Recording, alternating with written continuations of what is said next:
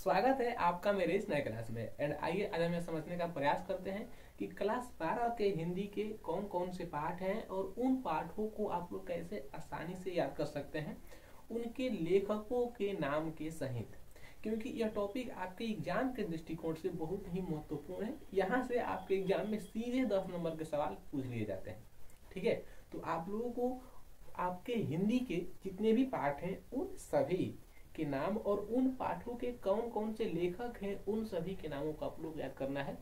और यूं कहें तो आप लोगों को उनके लेखक के नाम भी और उनके पाठों के नाम भी याद नहीं करने हैं, क्योंकि आप लोगों को ऐसा ऐसा ट्रिक बताया जाएगा कि उसके बेस पे आप सभी पाठों को और उसके लेखकों को आप लोग आसानी से न केवल देख करके आप टिक मार सकते हैं, वहां पे टिक कर सकते हैं। क्योंकि ऑब्जेक्टिव में आता है मिलाने के लिए, एक को दिया रहेगा पूरे पाठ के लेखक का नाम और एक को दिया रहेगा पाठ का नाम और बोलेगा कि कौन सा पाठ किस लेखक का है। बस आप लोगों को नाम देखना है और नाम देख करके वहां पे आप लोगों को ना मिलाना है। ठीक है, आइए हम वीडियो में आगे बढ़ते हैं। आपका जो पहला पाठ है गद्य खंड का ना, उस पाठ का नाम है बातचीत और इस पाठ के लेखक हैं बाल कृष्ण भट्ट। अब आप लोग इसको याद कैसे कीजिएगा, समस्या गंभीर है, क्योंकि आप लोगों को इसको भी याद करना पड़ेगा, फिर इसको भी याद करना पड़ेगा, फिर इसको भी याद करना पड़ेगा, फिर इसको भी मतलब कि दिक्कत है। इसलिए आप लोगों को ना ही पाठ याद करना है और ना ही पाठ के लेखक का नाम याद करना है। बस कुछ आप लोगों को हिंट याद करते हैं और हिंट के बेस पे कुछ ऐसे संकेत के बेस पे, कुछ ऐसे संकेत के आधार के बेस पे आप आसानी से अपने क्लास 12th के नंबरों को एकदम अच्छे से ला सकते हैं और उसको कवर अप कर सकते हैं। ठीक है, देखिए पहले पाठ का नाम है बातचीत और इस पाठ के लेखक है बालकृष्ण भट्ट। देखिए इसको आप लोग याद कैसे करना है, बाल से आप लोग याद करना है, छोटा सा बालक है, बाल से छोटा सा बालक है और छोटे से बालक से आपको बात करने में कोई भी दिक्कत नहीं होता है, क्योंकि आप उसको कुछ बोल सकते हैं, बाबू ए चीचू कू का कुछ भी बोलिएगा वो कहेगा हाँ हाँ हाँ, ऐसे वहां पे बोलेगा वो। ठीक है, मतलब कि छोटा सा बालक है और उससे आप बातचीत करने में, उससे बात करने में तनिक भी आप सोचते नहीं है, कुछ भी बोल देते हैं, बाबू खाना खिला हवा, ई कहाँ है, घूमना है, ये नहाया है, खाया। समझ रहे बात को, मतलब केवल वो अपना होकार ही बह सकता है, हाँ हूँ हाँ, ऐसे वहां पे बोलेगा वो। छोटा सा बालक है, उससे बात करने में आप लोगों को तनिक भी सोचने की आवश्यकता नहीं होती है। और वही अगर हम बात करते बड़े से बात करने के लिए तो अरे बाप रे, वो डीएम है, एसपी है, उससे कैसे बात करेंगे, दरोगा है, पुलिस है। समझ रहे हैं, मतलब कि छोटे से बालक से बात करने में आपको तनिक भी दिक्कत नहीं होता है। लेकिन अगर वही बड़े की बात करें तो वहाँ पे आप लोगों को दिक्कतों का सामना करना पड़ सकता है। इसलिए आप लोग इसको याद कीजिएगा, छोटा सा बालक है, उससे हम आसानी से कोई भी बात कर सकते हैं। पूछेगा तो खाली बोलेगा हाँ ना, कभी कभी उल्टी कर देता है, कभी कभी पेशाब कर देता है। ठीक है, तो छोटे से बालक से बात करने में कोई भी दिक्कत आप लोगों को नहीं होता होगा। यहाँ पे हम लोग का अगला पाठ है कि उसने कहा था। अब देखिए ये पाठ बहुत ही मजेदार है, जब आप लोग इसको पढ़िएगा तो आप लोगों को ना हंसी भी आएगी और इमोशनल कहानी भी है, थोड़ा सा कॉमेडियन कहानी भी है और इमोशनल भी इसमें, मतलब कि सारी चीज आप लोग को देखने को मिल जाएगी। इस पाठ के लेखक है चंद्रधर शर्मा गुलेरी। अब इसको आप लोग को कैसे याद करना है कि उसने कहा था कि अगर तुम मुझे गुलाब दोगे, अगर तुम मुझे क्या दोगे, गुलाब दोगे, यानी कि फूल दोगे, तो मैं तुमसे ये बात कहूंगा, कहूंगी, तुमको मैं ये करूंगा, वो करूंगी। समझ रहे हैं कि उसने कहा था कि तुम मुझे अगर गुलाब दोगे, गुलाब से आप लोग याद रखना है गुलेरी। ठीक है, आप लोगों को याद भी नहीं करना है कि गुलाब गुलेरी सब नहीं याद करना है, बस आप लोग केवल हिंट याद करना है और उस हिंट के बेस पे आप लोग ना क्वेश्चन देखते पकड़ लीजिए कि नहीं ये पाठ के लेखक ये है, हो सकते हैं। ठीक है, तो इस बेस पे आप लोग को वहां पे याद करने पड़ेंगे। तो उसने कहा था, उसने कहा था कि अगर तुम मुझे गुलाब दोगे तो मैं तुमसे ये करूंगा, वो करूंगा, ये करूंगी, वो करूंगी, दुनिया भर की बातें उसने कहने के लिए बोला था। कब? जब आप उसको गुलाब दीजिएगा तब। इस बेस पे आप लोग उसको याद कर सकते हैं। अगला हमारा पाठ है संपूर्ण क्रांति और इसके लेखक हैं जयप्रकाश नारायण। जयप्रकाश नारायण जो कि कहीं भी पहुंच जाते हैं और कहीं भी पहुंच करके बोलते हैं वहां पे नारायण नारायण, जो कि देवताओं में इधर के बात उधर करते हैं, उधर का बात इधर करते हैं। जो लेडीज देवता होती है उनका बात जेंट्स देवता से, जो जेंट्स देवता होते हैं उनका बात लेडीज देवी से। यानी कि वे बातों को फैलाते हैं इस तरह से कि वे आपस में ही लड़ते रहें, जूझते रहें, वे आपस में ही क्रांति करते रहें, और वे आपस में ही, यानी कि सारे देवता, संपूर्ण देवता नारायण के चक्कर में वहां पे नारायण की बात को लेकर क्रांति करें। तो संपूर्ण क्रांति करेंगे किसके बात को लेकर के? तो नारायण भगवान के बात को लेकर के, जो कि बातों को कैसे घुमाना है, किससे कैसी कहना है, उनको ये कला आसानी से आती है। ठीक है, और वे सारे देवताओं के और सारे देवियों के चहीते भी होते हैं। कौन? नारायण भगवान। तो नारायण, नारायण से आप लोग याद करना है कि नारायण भगवान जो कि देवताओं में इधर का बात उधर करते हैं, यानी कि सारे देवताओं को आपस में लड़ाने का काम करते हैं, इसीलिए ना इनको आप लोग इसको ऐसे याद कर सकते हैं। अगला हमारा है पाठ अर्धनारीश्वर, और इस पाठ के लेखक है रामधारी दिनकर।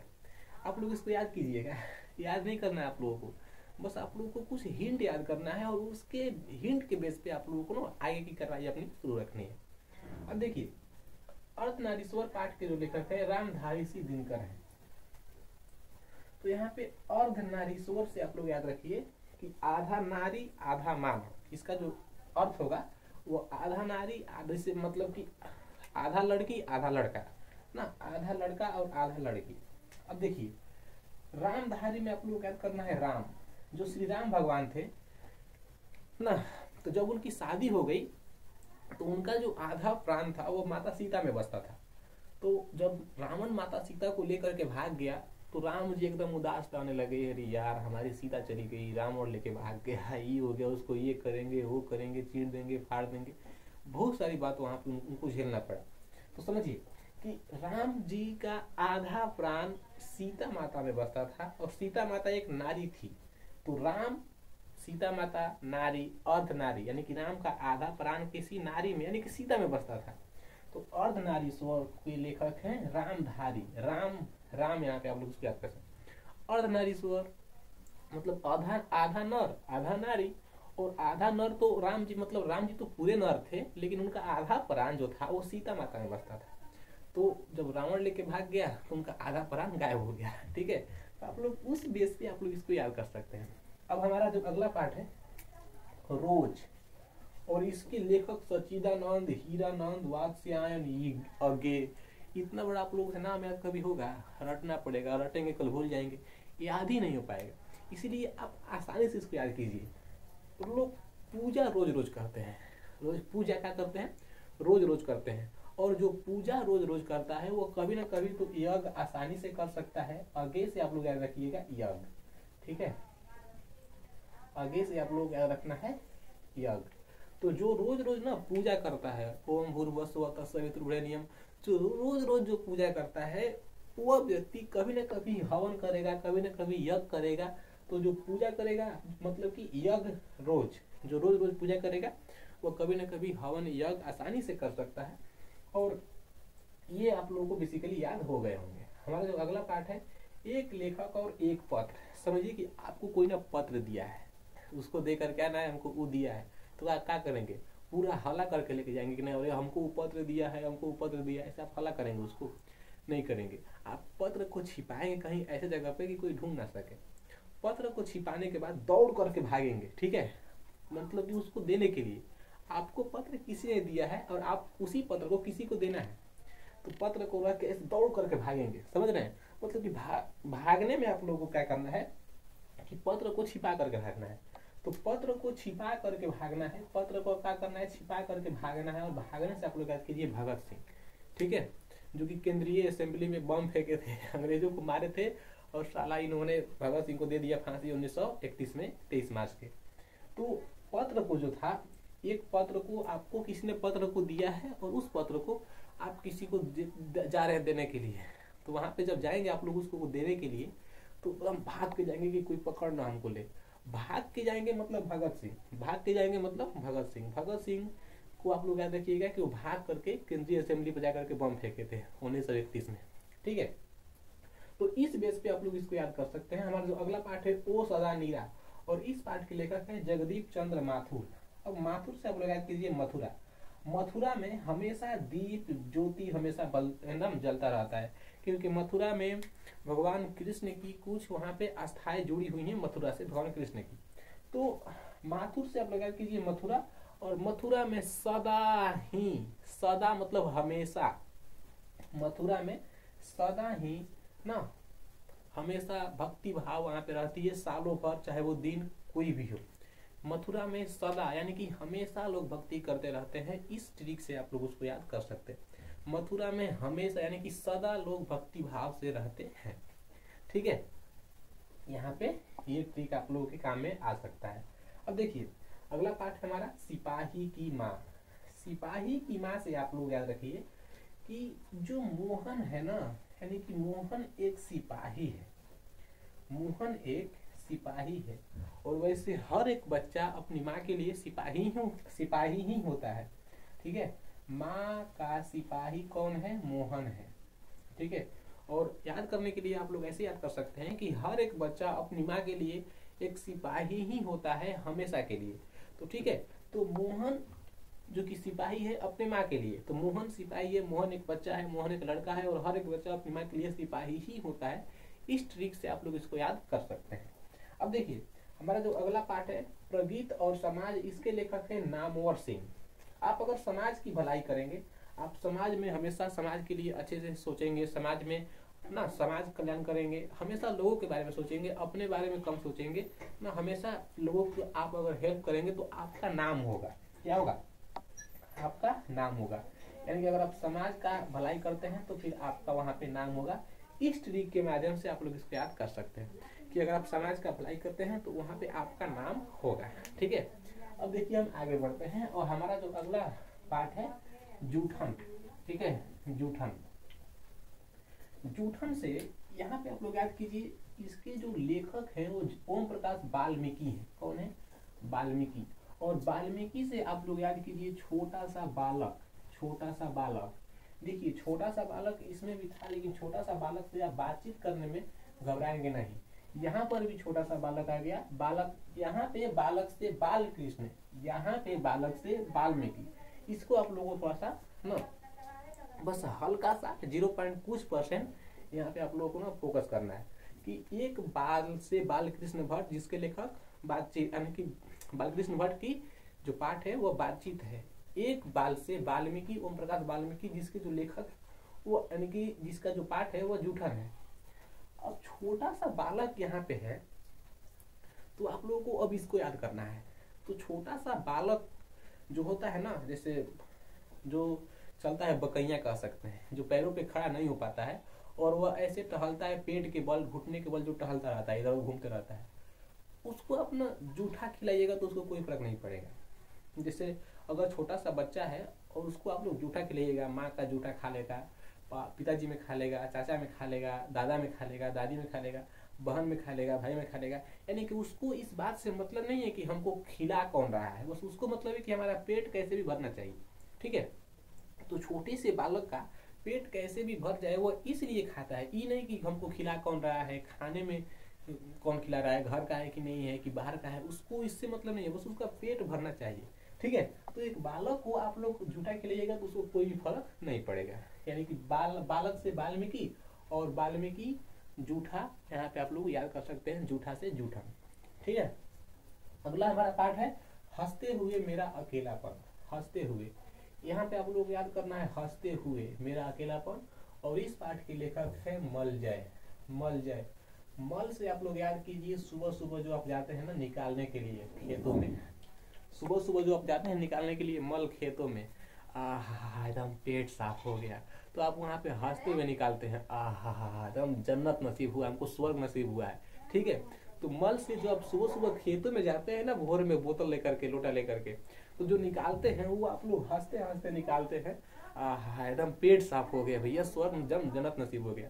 और मजा तो तब आता है जब एकदम पूरा कस के लगा हो, ये एकदम सुबह सुबह पूरा कस के लगा है, कोई बुलाए ए फलाना घुमा, ये सुनो सुनो सुनो सुनो, रुक भैया आओ, रुक रुक, वहाँ पे जा रहे हैं, वहाँ पे एकदम जन्नत नसीब आप लोग हो गया।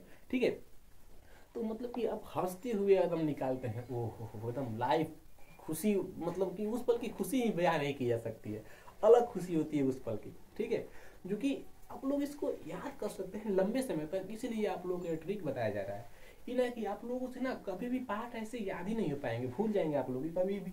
आप कभी इस पाठ के लेखक ये बताएंगे, इस पाठ के लेखक ये बताएंगे, इसका जो कहानी कविता है ये बताएंगे, ऐसे आप लोग कंफ्यूजन होगी। लेकिन अगर ई रहेगा तो आप लोग तुरंत पकड़ लेंगे।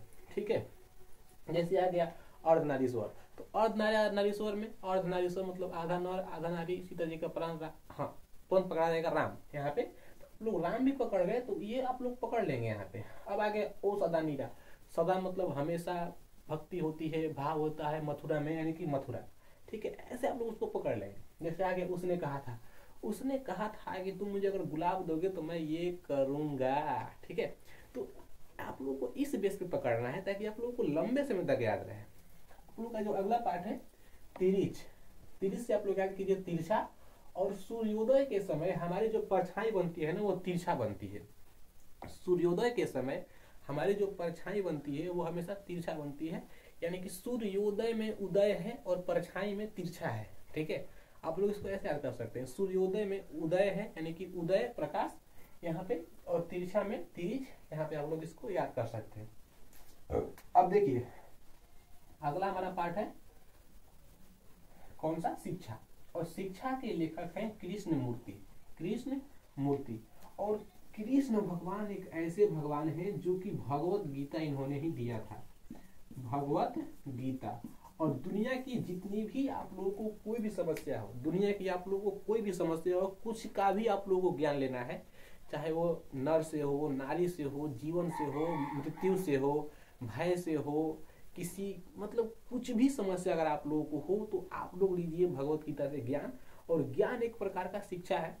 जैसे अभी आप लोग पढ़ रहे हैं यहाँ पे, तो अभी हम आप लोगों को शिक्षा दे पा रहे हैं। तो उसी प्रकार से ये जो कृष्ण मूर्ति की कहानी कविता जो भी थी वहाँ पे इनकी शिक्षा थी।